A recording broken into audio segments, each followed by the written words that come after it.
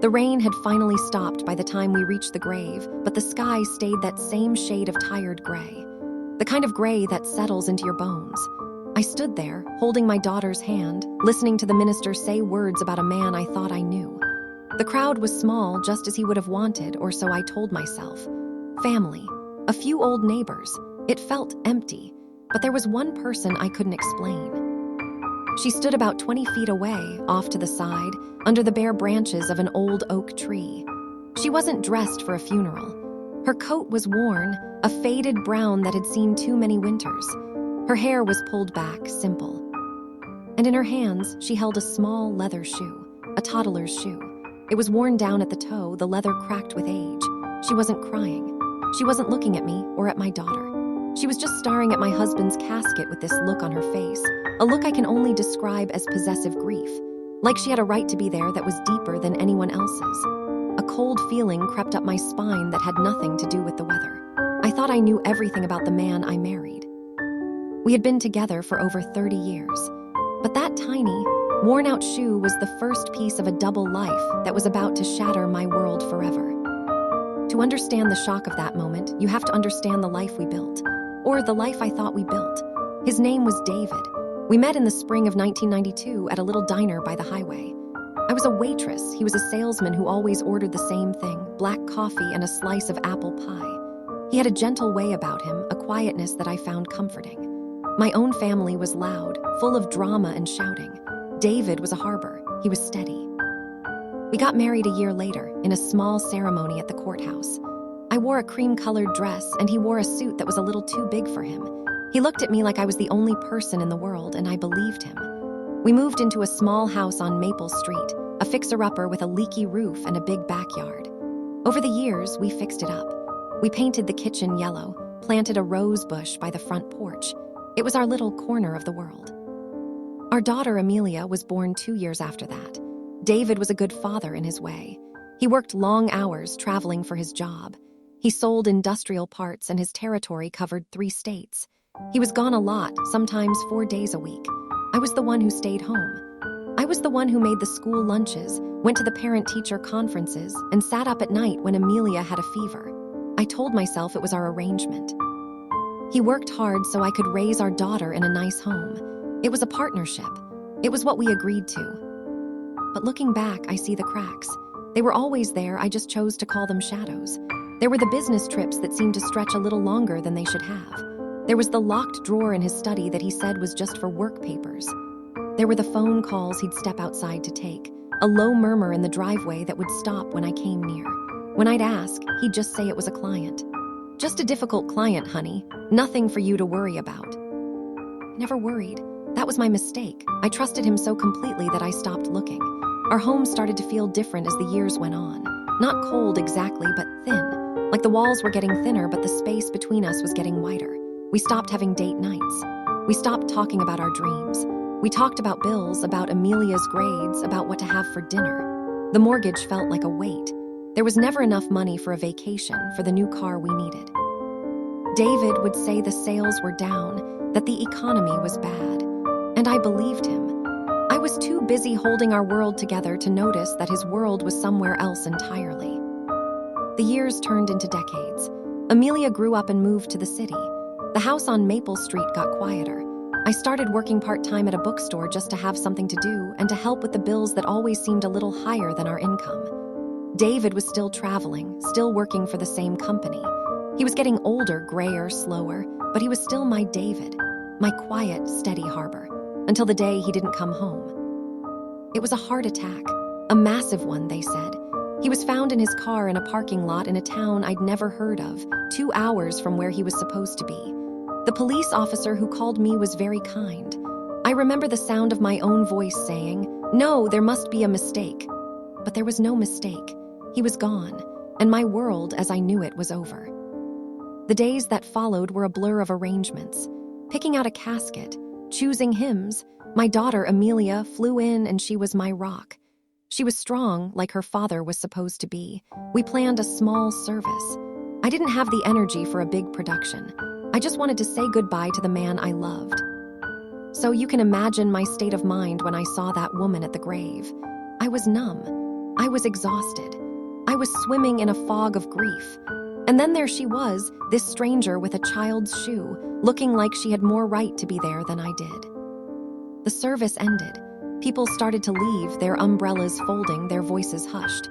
I was standing there accepting hugs, murmuring thank yous when I looked up and she was gone. The spot under the oak tree was empty, but on the ground where she had been standing was a piece of paper, wet from the damp grass. I walked over and picked it up. It was a receipt, crumpled and faded. It was for a cabin, a mountain cabin. The date was from 5 years ago. And it was paid for with a credit card that had my husband's name on it. A business trip, I thought, but the name of the town, it wasn't anywhere near his territory. My mind was spinning.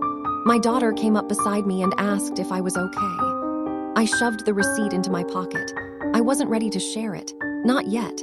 It felt like a secret, and secrets, I was just beginning to learn, had a way of belonging to me now. For 2 weeks, that receipt burned a hole in my pocket. I couldn't sleep. I'd lie in bed in the quiet house, staring at the ceiling.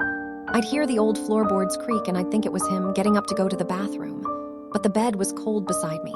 I'd take the receipt out and look at it in the moonlight. Cedar Creek Cabins. Check-in 3:15 p.m., 5 years ago. It was a date I knew well. It was a weekend he had said he was in Cleveland for a trade show. The lie was so small, so specific. A trade show in Cleveland.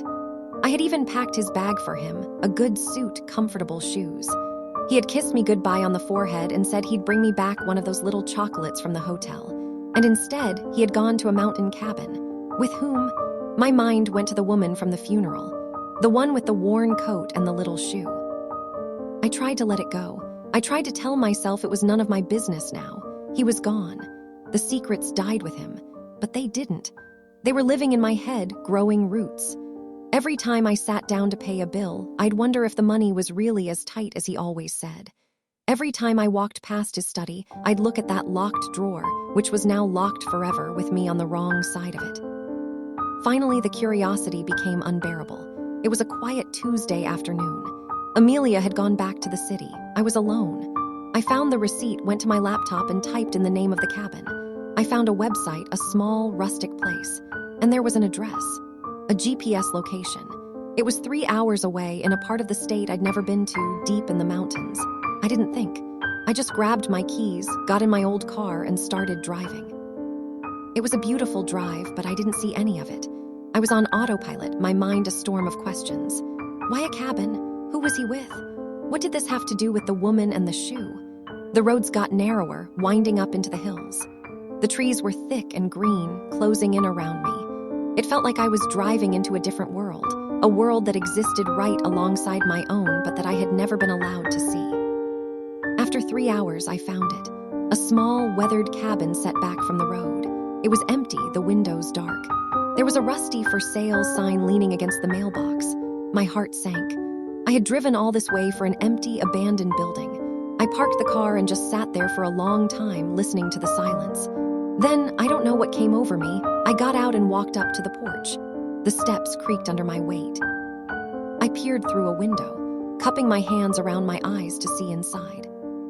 It was dusty, but it wasn't empty. There was a small table, 2 chairs, a fireplace, and on the mantel there were pictures. I felt a jolt go through me. I tried the door. It was unlocked. I pushed it open, and the smell of dust and old wood and something else filled my nostrils. It was a sadness. The place felt sad. I walked straight to the mantel. My hands were shaking as I picked up the first frame. It was a photograph of David, my David, but he looked different. He was smiling in a way I hadn't seen in years, a relaxed, easy smile. He was standing next to a woman. It was her, the woman from the funeral. She was younger in the picture, with the same simple hair, the same quiet eyes. They were standing in front of this very cabin, his arm around her shoulders. My heart was pounding so hard I could feel it in my throat. I looked at the next picture. It was the same woman holding the hand of a little boy. He was maybe 7 or 8 years old. He had dark hair and a gap-toothed smile. He looked happy. He looked familiar. My eyes traced the shape of his face, the line of his jaw, and then it hit me. The way his smile lifted on one side just a little. It was the same way David smiled. A cold, terrible wave washed over me. I put the picture down and stumbled backward, hitting the table. I knocked over a small, leather-bound journal. It fell open on the floor. I picked it up. It was David's handwriting. I would recognize it anywhere, that neat, careful script he used for his to-do lists. The entry was dated 5 years ago, the same date as the receipt. I sat down on the dusty floor right there in the middle of that cabin and I read. The words swam before my eyes. He wrote about feeling like he had been given a second chance. He wrote about a life he failed the first time around. He wrote about him, the boy, and he wrote, "I cannot abandon him again. This is my chance to make it right. It is the only thing I have to give." I read it 3 times, trying to make sense of it. A second chance, failed the first time, a boy he couldn't abandon again. My mind was racing, piecing together fragments. He had a child. My husband, my David, the quiet, steady man I had been married to for 30 years, had another child, a son. And he had been coming here to this cabin to see them. He had been supporting them. The money, the missing weekends, the locked drawer. I thought about our own home, the roof we never fixed, the vacation we never took. The way he had looked at me when I mentioned our retirement savings, a flicker of something that I had mistaken for worry, but was actually guilt. I don't know how long I sat on that floor, an hour, maybe 2. The light coming through the dusty windows started to change. Finally, I stood up. I put the journal back on the table exactly where I found it. I took one last look at the photographs, the smiling woman, the happy boy, the man I thought I knew. I walked out, got in my car, and drove home. I didn't cry on the drive back. I was too empty, too stunned. The woman's face was burned into my memory. Her address wasn't in the cabin, but I remembered something from the funeral. One of the few things I knew about her was that she had come on foot.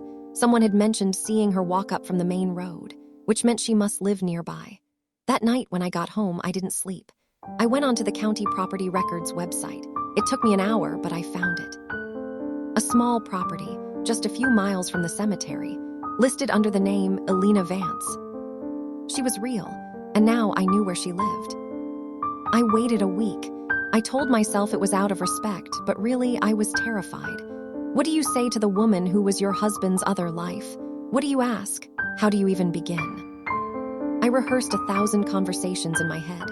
I would be calm. I would be rational. I just wanted the truth. I drove to her house on a Saturday morning. It was a small, modest house, a little rundown with a garden that had gone wild. The paint was peeling. It was the kind of house that needed a man's attention, and clearly it hadn't gotten it in a while. I sat in my car for 10 minutes, watching. Then I saw a curtain move. She knew I was there. I got out and walked up the cracked sidewalk. Before I could knock, the door opened. There she was, Elena. Up close, she looked older than she had at the funeral, the lines on her face deeper. She was wearing a simple sweater, her hands were clasped in front of her. She looked at me with those quiet eyes, and I saw it, fear. She was afraid of me. "Mrs. Miller," she said. Her voice was soft, with a faint accent I couldn't place. "You know who I am," I said. It wasn't a question. She nodded slowly and stepped back, opening the door wider. "Please come in." I stepped inside. The house was small, clean, but sparse. The furniture was old. There were no pictures on the walls. It felt like a place that was just waiting. We stood in the living room, facing each other. "I found the cabin," I said. My voice was steady, which surprised me. "I found the pictures. I found his journal. I know he was there with you. I know about the boy." Her face went pale. She looked down at her hands, which were trembling slightly. "I'm so sorry," she whispered. "I never meant for you to find out this way. He didn't want you to know." "He's dead," I said, the words coming out harsher than I intended. "He doesn't get a say anymore. I want to know who you are. I want to know what that shoe means. I want to know why my husband emptied our bank account for a life I didn't know existed." She flinched at the words, "emptied our bank account." She looked up at me, and for the first time I saw not just fear, but a deep, old sadness. "Please, sit down," she said, gesturing to a worn armchair. "It's a long story, and you deserve to hear it." I didn't want to sit. I wanted to rage. I wanted to scream. But I was so tired, so I sat. She sat across from me on a wooden chair, her back straight, her hands in her lap. "My name is Elena," she began. "I met David a long time ago, before you. It was 1989. The year before I met him, my stomach clenched. I was a waitress too, she said, and a sad smile flickered on her face. At a diner in a different town. He used to come in, he was quiet, kind. We started talking. For a while, we were together. It wasn't serious at first, but then I got pregnant. She paused, swallowing hard. I felt the air leave my lungs, a baby before me. He was scared, she continued. We were both young, he was just starting his career. He told me he wasn't ready. He asked me not to keep it. She looked down at her hands again. I told him I couldn't do that, I couldn't end it, so he left. He moved away. He started a new life, with you. The words hit me like a physical blow. Our marriage, our home, our daughter, it was his new life. The one he started after leaving her. I had the baby, Alina said, her voice dropping to a whisper. A boy, I named him Matteo. He was perfect. A beautiful, healthy baby boy with his father's dark hair and his quiet way.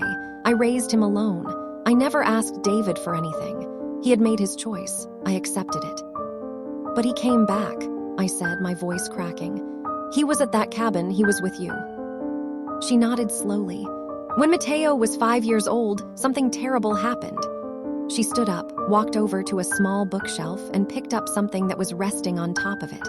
It was the shoe, the worn leather toddler's shoe from the funeral. She held it in both hands, turning it over.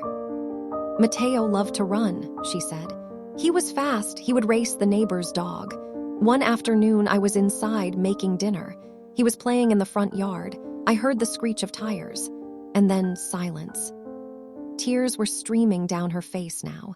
A delivery truck. The driver didn't see him. He ran out into the street after a ball. He was only 5 years old. He died in my arms before the ambulance arrived. I couldn't breathe. All the anger, all the betrayal, it was all swallowed up by the sheer, bottomless grief in her voice. I looked at the shoe. It was his. It was the shoe her little boy was wearing when he died. David didn't know, she continued.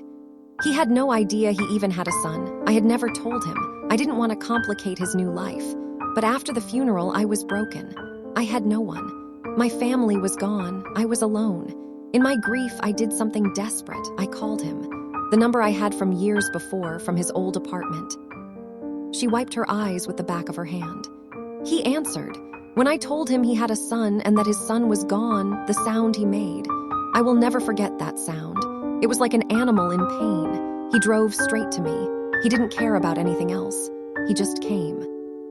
He came to you, I whispered, remembering a weekend years ago when David had left in the middle of the night, saying there was a work emergency. I had believed him. He found me at the cemetery, Alina said. I was sitting at Matteo's grave holding that shoe. I couldn't let it go. It was all I had left. David found me there. He stayed with me for 3 days. He held me. He cried with me. He was filled with such guilt. He said if he had known, he would have been there. He would have been a father to Matteo. He would have protected him. She placed the shoe carefully back on the bookshelf. After that, he couldn't walk away again. He said he had failed Matteo once by not knowing him. He had failed me. He wasn't going to fail us again. He said he had a second chance to make things right. He started to support me. He bought the cabin so we could have a place to meet, a place where we could remember Matteo together. He put money into an account for me so I could keep the house. He said it was his duty, his penance. I sat there, absorbing it all. The secret wasn't a love affair. It wasn't another wife. It was a ghost. It was a dead child. And a guilt so heavy it had bent the course of his entire life. Why didn't he tell me? I asked, the question finally breaking through the numbness. Why did he let me live in the dark for 25 years? Why did he let me struggle, let me wonder why we never had enough money, why he was always so distant? He could have told me. I would have understood. Alina looked at me with an expression of profound pity. He was afraid, she said simply. He was afraid you would see him differently. He was afraid it would break the image he had built. The image of the good husband, the good father. He had already failed one child. He couldn't bear to fail the life he had built with you, too. He thought if he kept it separate, he could do both. He could be the man you needed and the man we needed. But in the end, she trailed off. In the end, he just tore everything apart. I finished for her. She nodded. I'm sorry. I know the money was hard on you. I tried to tell him to stop, that I could manage on my own. But he wouldn't hear of it. He said it was the only thing that made the guilt bearable. I thought about our home, the coldness, the fractures. It wasn't just about the money. It was about his presence. Half of him had always been here with her, with the ghost of a son I never knew existed.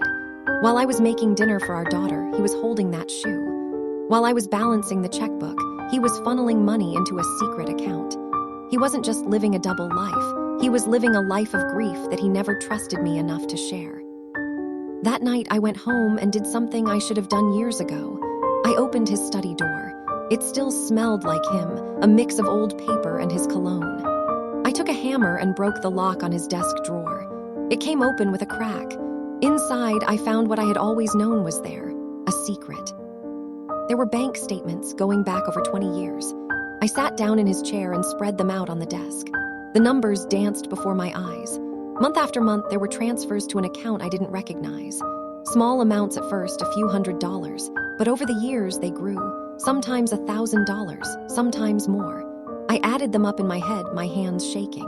It was a staggering sum, a sum that would have paid off our mortgage. A sum that would have sent Amelia to a better college. A sum that would have let us retire comfortably. I thought about the roof that leaked for 10 years, the way I'd put a bucket in the hallway when it rained. I thought about the used car I drove for 15 years, the one that smelled like mildew and had a broken radio. I thought about the vacations we never took, the dreams we postponed. All of it was a lie.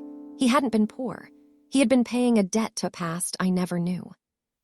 And it wasn't just the money. It was the emotional toll. I realized now why he was always so tired, so quiet. He wasn't tired from work. He was exhausted from carrying the weight of 2 lives. He was drained from the constant deception. I remembered the way he would look at Amelia when she was little, a deep, melancholy look that I had mistaken for paternal love. Now I knew he was thinking of the son he never got to raise. Every milestone in our daughter's life, her first steps, her first day of school, her graduation, was a reminder of the child he lost. I felt a wave of anger so strong I had to grip the edge of the desk. How dare he? How dare he bring that grief into our home, let it seep into the walls, let it poison the air, and never say a word? He manipulated me. He made me feel like we were in it together, struggling together. But we were. He was living a whole other reality, and I was just a character in the one he let me see. But as the anger faded, something else crept in. Pity. I thought about him sitting in this very chair, writing those checks, hiding those statements. He must have been so alone. He had created a prison for himself with walls made of guilt and lies. He couldn't tell me because telling me would mean admitting he wasn't the man I thought he was. And he couldn't stop helping Alina because that would mean abandoning his son all over again. So he was trapped. And in the end, the trap destroyed him. The psychological toll of maintaining that kind of deception is something I will never fully understand. He had to remember every lie. He had to keep his calendars straight, his excuses ready. He had to compartmentalize his love, his grief, his very identity. It's no wonder his heart gave out.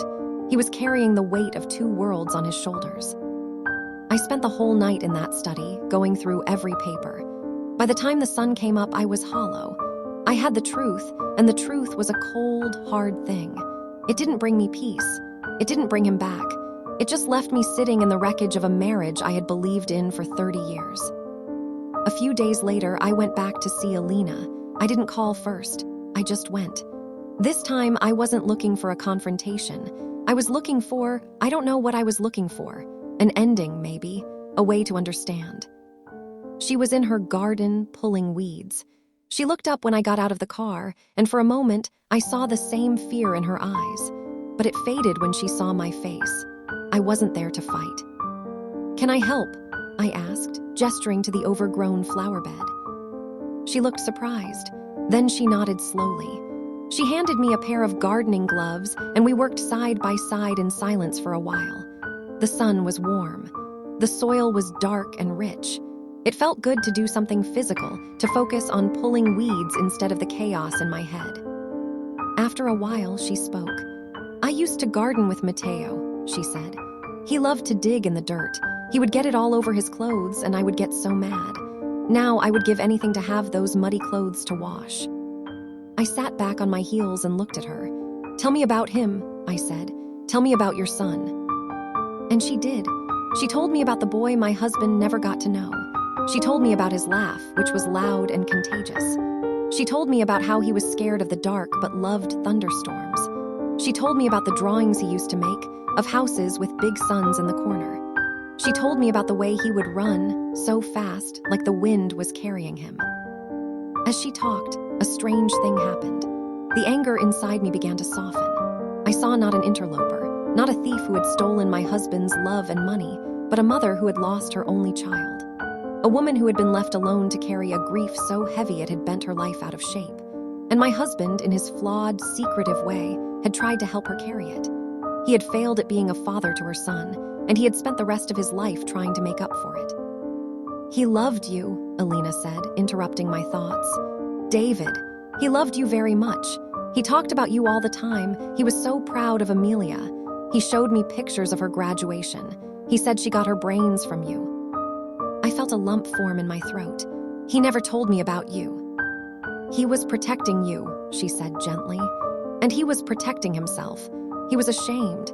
He thought if you knew he had a child with another woman, a child he abandoned and then lost, you would see him as a failure. He couldn't bear that."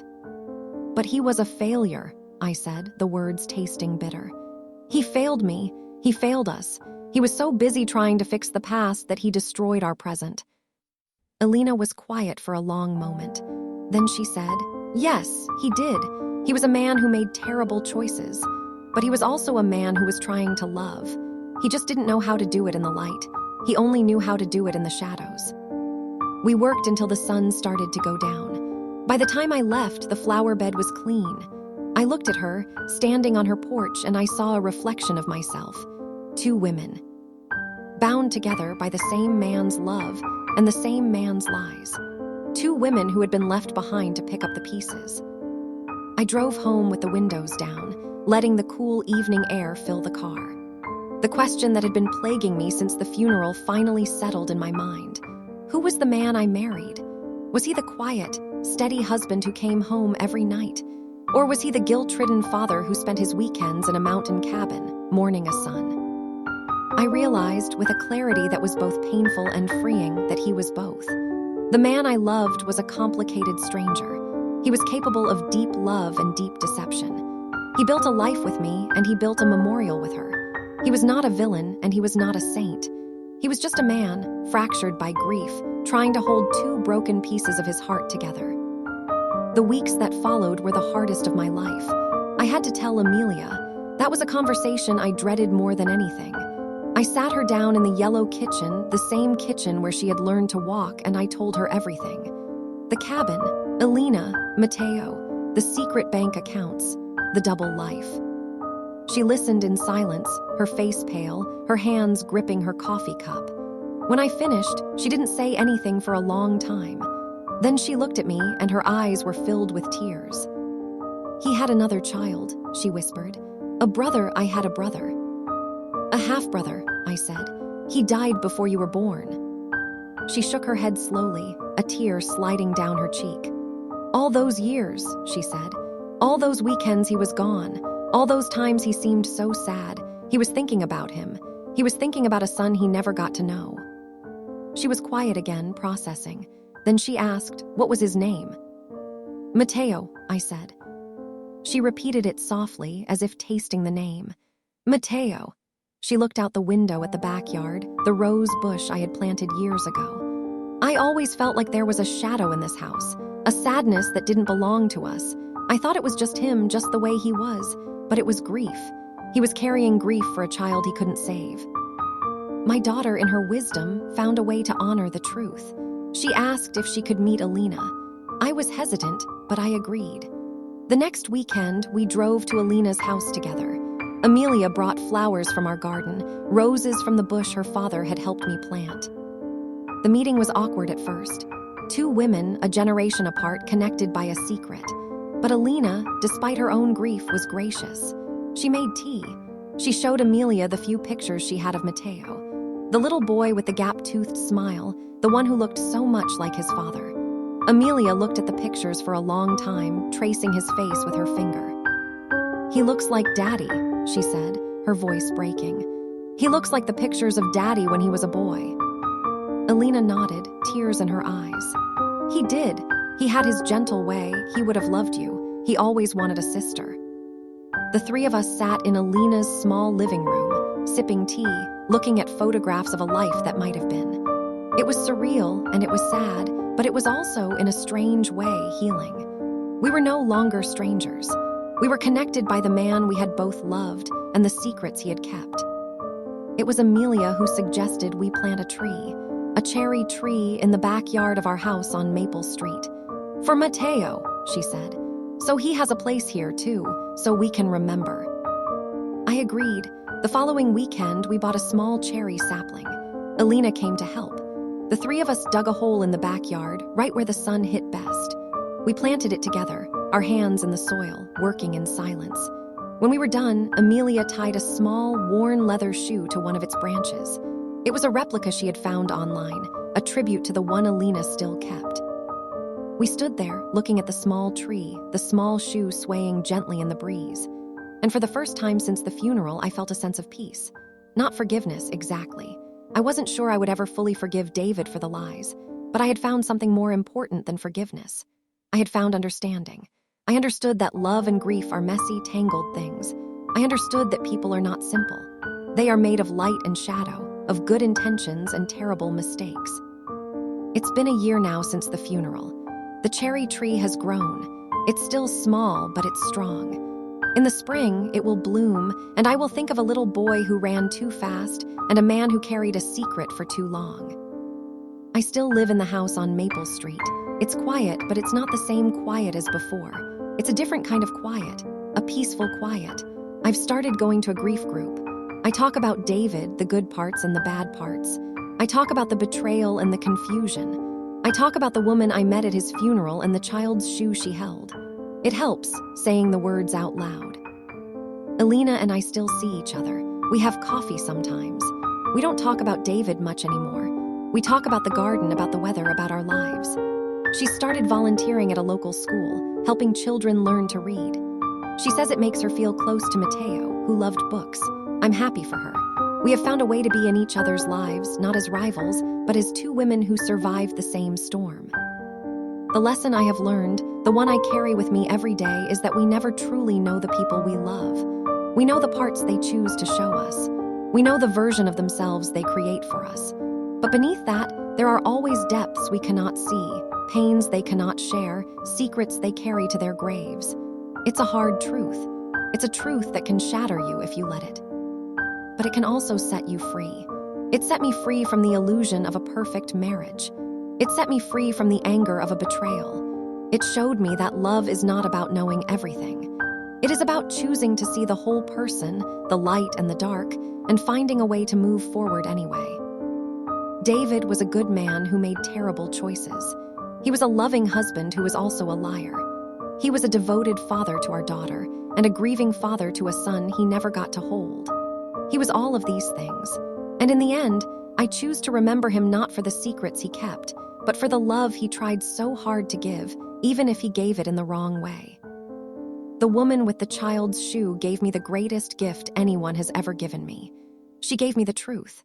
And the truth, as painful as it was, allowed me to finally start to heal. It allowed me to see my husband not as the man I thought I knew, but as the man he really was.